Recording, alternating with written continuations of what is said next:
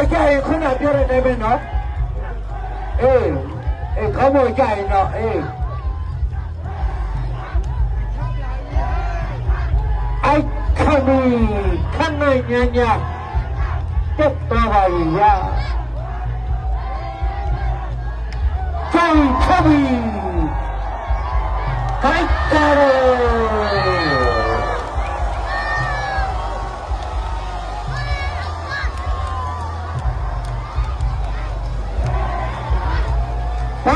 ကြောက်ပါပြီလို့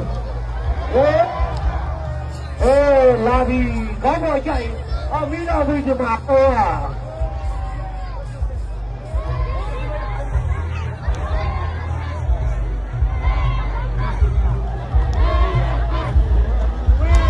ကဲ